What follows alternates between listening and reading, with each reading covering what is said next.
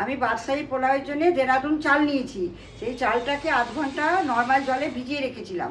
তারপরে গ্যাসের উপরে জল বসিয়ে ওর মধ্যে এলাচ, দারচিনি, লবঙ্গ, জায়ফল, জয়িত্রী সব কিছু দিয়ে ফুটতে দিয়েছি। তারপরে দিয়েছি তেল, অল্প একটুখানি লেবু আর দিয়েছি নুন।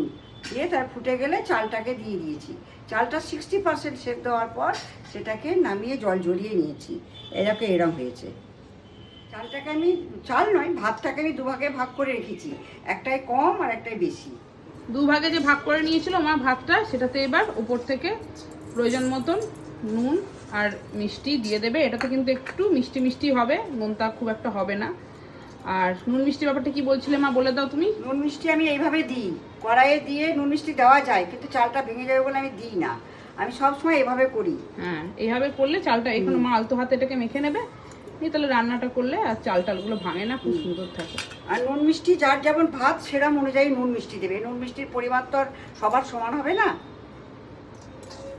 বেশ, এবার এটাকে মাখিয়ে নেওয়া হচ্ছে। দুটো ভাতই মাখিয়ে নেওয়া হয়েছে নুন মিষ্টি দিয়ে। এবার মা দিয়ে দিচ্ছে প্রত্যেকটা ভাতের ওপর বেশ কিছুটা করে ঘি দিয়ে আবার এটাকে ভালো করে মাখিয়ে নেবে। এটা নামই যেহেতু বাদশাহী পোলাও, তাই একটু ঘি, তারপর ড্রাই ফ্রুট এগুলো কিন্তু একটু বেশি পড়বে, তবে এটা খেতে ভালো লাগবে। ওইটা দিয়েছে, এটাকে আবার দেখো হাতের সাহায্যে হবে মাখিয়ে নিচ্ছে মা। আমি স্যাফরনকে গরম দুধে ভিজিয়ে রেখেছিলাম 1 ঘন্টা মতো। দেখো কালারটা হলো। এবার যে অল্প ভাতটা আছে তার মধ্যে এটা দিয়ে দেবে, তাহলে ভাতের রংটা বেশ ভালো হয়ে যাবে, হলুদ হলুদ। এটাকে ভালো করে মিশিয়ে নেওয়া হলো জাফরানটাকে। এইবার কড়াইয়ে দিয়ে দেওয়া হচ্ছে বেশ কিছুটা সাদা তেল। এই পনিরগুলোকে ছোট ছোট করে কেটে রেখেছি। এখানে 250 গ্রাম পনির আছে, একদম ছোট ছোট করে কেটে নেওয়া হয়েছে। এর মধ্যে একটু নুন দিয়ে দেওয়া হলো যাতে পনিরগুলো লেগে না যায়। তেল দিয়ে নুন দিয়ে একটু গুলিয়ে নেওয়া হচ্ছে। তেল গরম হয়ে গেছে, এবার পনিরগুলোকে ভেজে নিতে হবে। খুব বেশি নয়, হালকা নেড়ে চেড়ে ভেজে নেওয়া। পনিরগুলো এখানে মোটামুটি ভাজা হয়ে গেছে। এবার এগুলোকে তুলে নেওয়া হচ্ছে। পনিরটা তুলে নেওয়া হয়েছে। এবার তেল একটু কমিয়ে নিয়ে তাতে দেওয়া হচ্ছে 2 চামচ মতন ঘি। এবার দিয়ে দিলাম তেলের মধ্যে গোটা গরম মশলা, এলাচ, লবঙ্গ, দারচিনি। এটা একটু ভেজে নিতে হবে যাতে সুন্দর গন্ধ বের হয়। এবার দিয়ে দিচ্ছি একে একে ড্রাই ফ্রুট। এখানে আছে কিশমিশ, কাঠবাদাম আর হচ্ছে কাজু। এই তিনটেকে দিয়ে দিচ্ছি।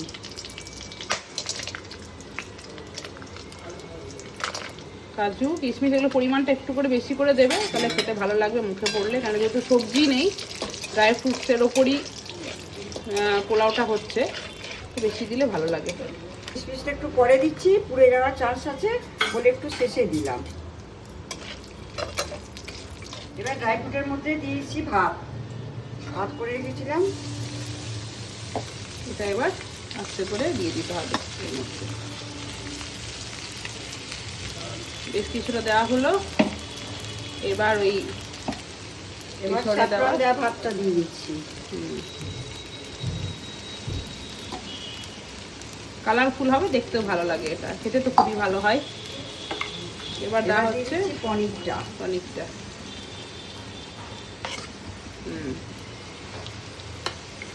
দিলে মেশানোটা সুবিধা হয়।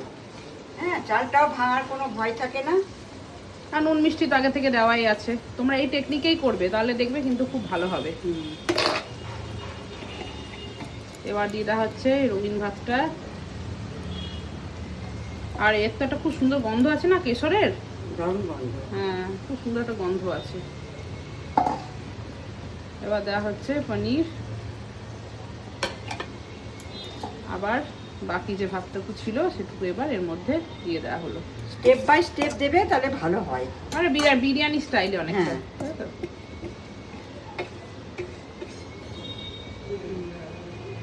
বাহ, এটা একদম হালকা হাতে নাড়ছি, মানে চালগুলো সব ভেঙে যাবে। একটু নাড়িয়ে নিয়ে চাপা ঢাকা দিয়ে রেখে দেবো। বাকি যে সেদ্ধটা আছে সেটাই ঢাকাতে কিন্তু হয়ে যাবে। তলা থেকে আলতো হাতে এইভাবে ওপর থেকে নিচ থেকে ওপরে তুলে তুলে দিচ্ছি যেমনভাবে, এইভাবে কিন্তু করবে, তাহলে চালগুলো খুব ভালো থাকবে।